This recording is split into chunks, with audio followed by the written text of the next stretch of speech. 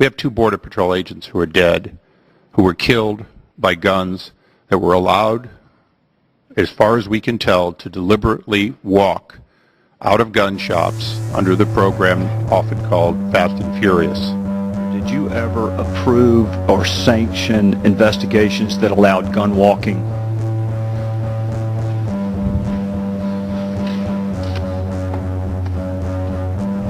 No, not to my knowledge. Now that you've been briefed on it, the President has said on March 22nd that you didn't authorize it. Did your Deputy Attorney General James Cole authorize it? I'm sorry, The Deputy Attorney General James Cole? did he, I didn't hear, did he? We have a dead Border Patrol agent in Agent Terry. We have 2,000 missing guns. We have 200 deaths in Mexico. We had dead government officials in Mexico.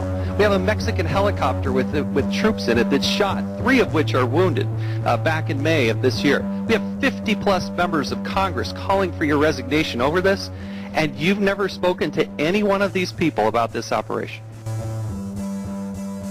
I think it's very important to recognize that you as the Attorney General, with all due respect, need to be held accountable, or someone does, as to what happened.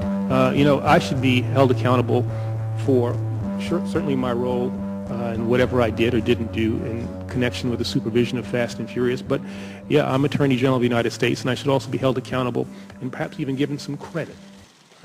This program, as you know, and the President's been asked about it, you've been asked about it, allowed for weapons to be sold to straw purchasers, and ultimately many of those weapons are today in the hands of drug cartels and other criminals. When did you first know about the program, officially I believe called Fast and Furious? To the best of your knowledge, what date? I'm not sure the exact date, but I probably heard about Fast and Furious for the first time over the last few weeks. This was the lie that made U.S. Attorney General Eric Holder the focus of Fast and Furious investigations. Documents obtained by CBS News prove that Holder lied, but their veteran reporter, Cheryl Atkinson, soon became a target of the White House, who attempted to intimidate the network into dropping their coverage of Fast and Furious. Believing it should remain above the law, even in the face of damning evidence of their illegal operation, an operation conveniently hidden inside President Obama's 2009 stimulus bill, and an operation that flooded the Mexican black market with thousands of illegally obtained firearms. The first incarnation of federal gun walking was hatched in 2007 under the watch of then Attorney General Roberto Gonzalez through Operation Wide Receiver.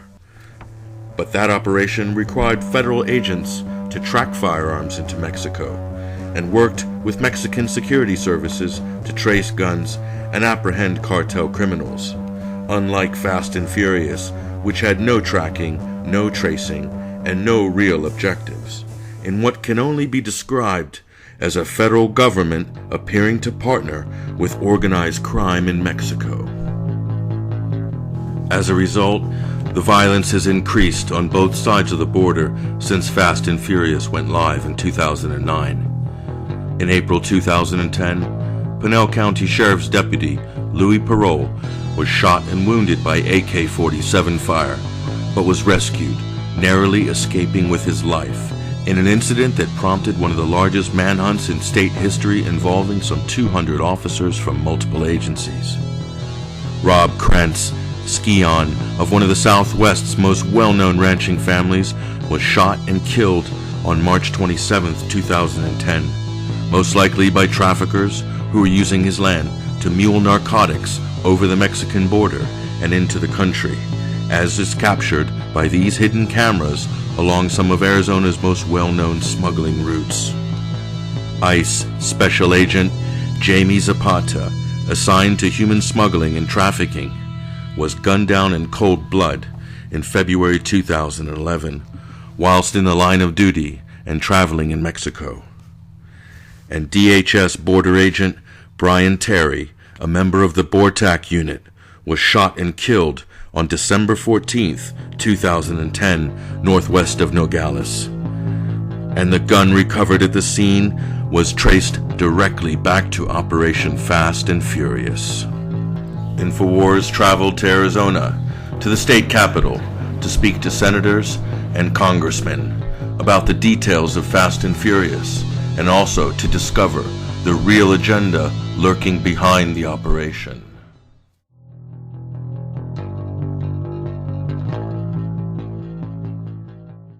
The Fast and Furious incident with this whole thing, what brought that to light was one of the weapons used to kill Agent Terry was one of the guns that was sold as part of the gun walking program that the U.S. Attorney General and the ATF were involved with, where they were selling guns to people that were known criminals who failed an FBI background check, where the gun dealer, the gun owner said, hey, this guy comes up bad, and the FBI said sell it to him anyways, sell him the gun anyways, even though they knew that this was a bad sale.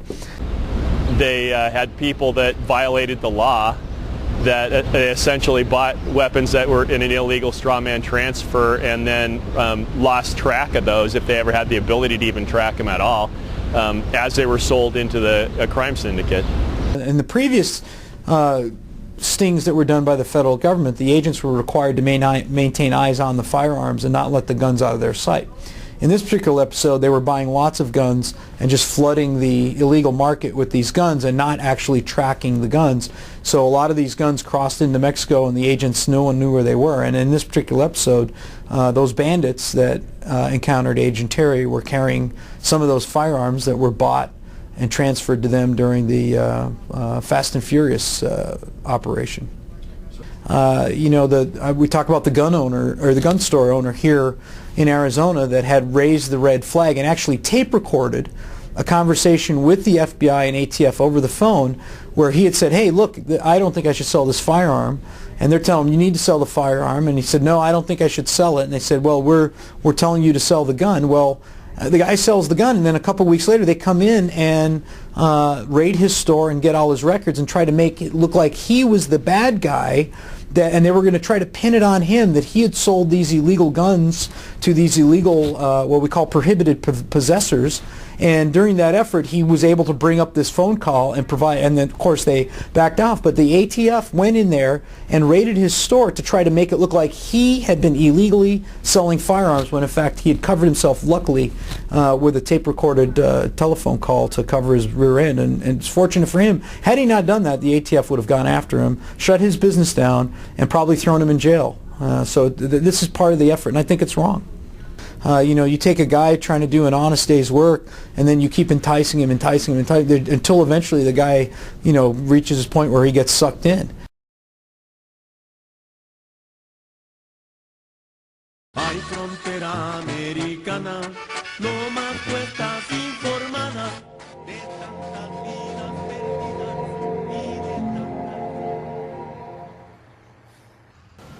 Here in the United States, we've increased cooperation on our southern border and dedicated new resources to reducing the southbound flow of money and guns. Clearly, I expressed to President Obama and to Prime Minister Harper that the fight that Mexico is experiencing for a safer North America also requires a strengthening of national actions, amongst other things, to stop the traffic of weapons. The Obama administration was trying to create a situation where they could put more repressive gun control on the United States by perpetrating the fallacy that Mexican drug cartels are using American-made weapons in their war with the Mexican government and with each other on the border. And we sustain that the expiry of the assault weapons ban in the year 2004 coincided almost exactly with the beginning of the harshest period of violence we've ever seen. That's a fallacy in itself. These are automatic weapons. They're not buying them at gun shows in Arizona, and they're not buying them at gun shops in Arizona. Those weapons are semi-automatic rifles. They're using full automatic weapons that were originally manufactured as automatic weapons. These are not conversion weapons. These are originally manufactured as automatic selective fire weapons.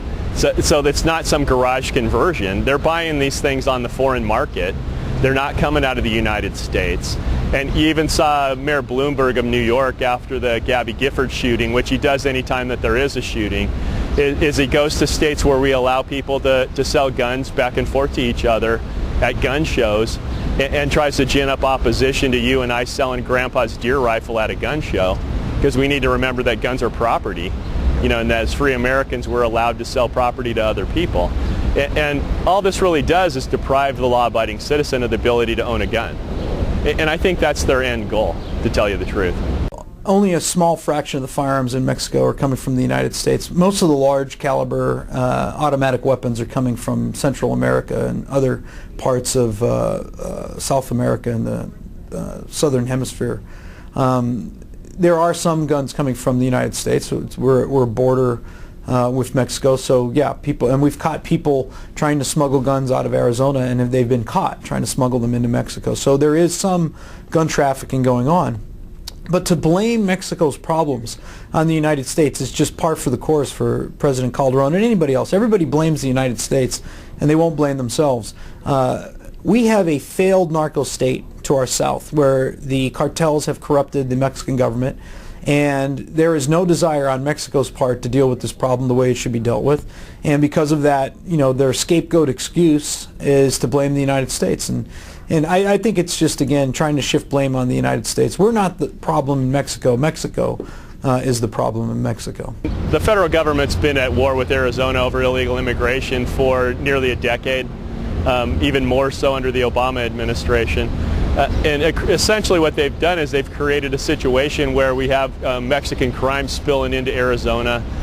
We've had drug cartel crime. We've had execution-style crime happen in the Phoenix area. And a lot of this is, one, the federal government will not defend the border. And even worse than that, now they're even arming our enemies, essentially, on the Mexican side of the border. It's essentially treasonous because these are being used against American citizens. They've traced these even to execution-style murders of Mexican attorneys recently as this week. So they're creating an unstable situation on the border.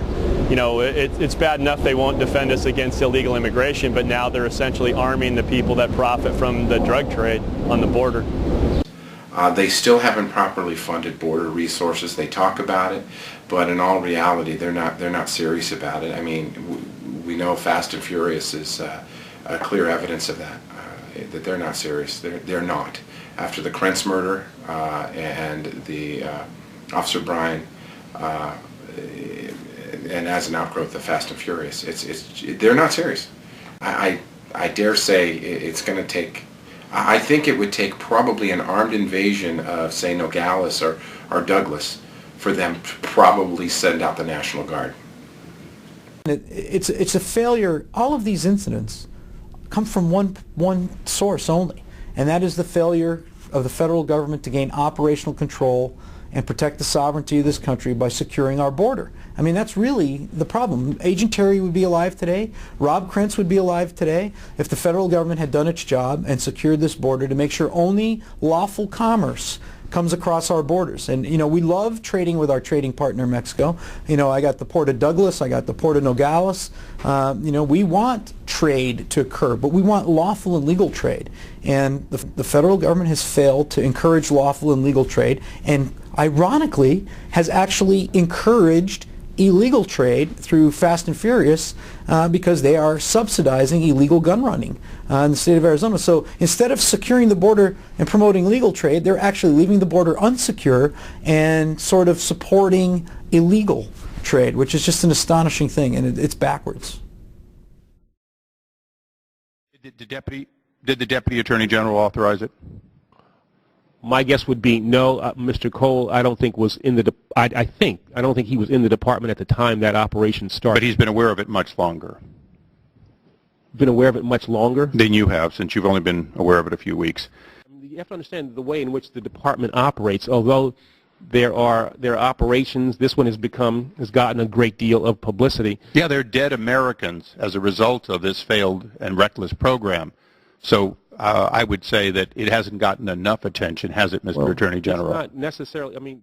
Well, you've seen the Department of Justice, which is politicized basically regardless of what president is in control, because they work for the president essentially. You've seen them through the use of the Fast and Furious, where they're actually running guns to foreign nationals to use in crime. It's a consolidation of power. And what you're doing is you're moving towards a national government and away from a federal government. And under a federal government, they had limited power. Well, of course, the Attorney General should be removed from office, number one. He is part of, he's the head of the agency that's basically stonewalling and covering up and prohibiting this investigation from being conducted through the duly constitutional committee of the U.S. Congress that has oversight of the federal government. And I think Congressman Issa will bring some of that to light with his filing contempt charges. But I think that there are quite a few people, both in the Department of Justice, the ATF, and other agencies that are involved that need to be disciplined and removed from their positions, terminated, fired, resigned, or whatever. And a full investigation needs to continue. I don't think you're going to get it with the current president. Well, of course, we've got to hold someone responsible, but what I've noticed about government is it's slow and bureaucratic, and by the time they're saying, oh, here's someone responsible, there'll probably be several more murders in the desert. And it may result in us not knowing for a couple years until we get somebody in that office that will cooperate with the investigation. I think it's pretty clear. If you read and seen some of the testimony in Chairman Issa's committee, that in my opinion as a member of the Arizona legislature, I believe that the federal government was trying to make our state, the state of Arizona, look bad because of our pro-Second Amendment views here. We believe in the right to keep and bear arms, and we're a very pro-gun state. And they were deliberately targeting pro-gun states, purchasing guns in pro-gun states, and smuggling guns out of our state into Mexico, in, I believe, an effort to malign the state of Arizona and our very liberal gun laws that we have here. And they were going to use that as an excuse to tighten those laws against the will of this state and of the citizens of this state, one of which I had mentioned earlier was an effort to limit the number of firearms you would be able to purchase in Arizona in a 1-month period. And they were going to do this with any state along the border and not impose it on the rest of the country. And they were going to do it through an executive order or an agency direction rather than through a vote of the Congress. And I think that's a lot of things that make me a little nervous when you have a bureaucrat, an unelected bureaucrat, that does not go through the legislative process, imposing what is clearly an infringement on individual liberty and the right to keep and bear arms through just a bureaucratic fiat. And I'm glad that there were groups out there that opposed that and brought it to light and diffused it before it could happen. But again, I think it's an excuse. I mean, a lot of these events that occur, I believe, are set up to try to push an agenda, and that agenda is control. I mean, the federal government's mission right now is to control the lives of every American to the greatest degree possible. And I believe that's what that was about. It was about, Arizona, to the federal government, Arizona's out of control. And they want to come in here and control. They want to control our water. They want to control our laws and our policies within the state. And they don't like the fact that we're a very free state. We pride ourselves in trying to put as much individual liberty in the hands of the people of the state as possible, and it just drives the federal government nuts. I believe that Eric Holder actually knew what was going on and was involved in the operation, and you can tell that from some of his testimony. He needs to be impeached, and he needs to actually be criminally punished for what he's doing. A mere resignation, I don't think, is enough. And you can actually see a trail of this up to the Obama White House in reality. Up to cabinet level positions. Because I think this was some kind of a grand conspiracy that they dreamt up. They thought somehow that they were immune from actually getting caught, and that they could actually gin up opposition to the free ownership of guns and make more restrictive gun laws because of this. It's Hegelian dialectic is what it's actually called. That when you create a problem and then you ride in on the white horse as the savior to the problem. In reality, you've lost your freedom from a situation that was created by government, and we need to stand up to these kind of things. Of all the scandals in Washington, none threaten the Obama administration more than Operation Fast and Furious. And while other scandals involve bribery or corruption or lying. Fast and Furious involves lives, real lives. Lives like Rob Krentz, Agent Zapata, and Agent Terry, all victims of federal gun running south of the border into Mexico. When will it end? And when will someone from the federal government step forward and take responsibility for the violence that has been perpetrated and done on American taxpayers' time? One thing is sure, this is a federal government that has grown out of control and seems bent on restricting the Second Amendment rights of Americans and free states like Arizona and Texas. This is Patrick Henningsen for Infowars.com.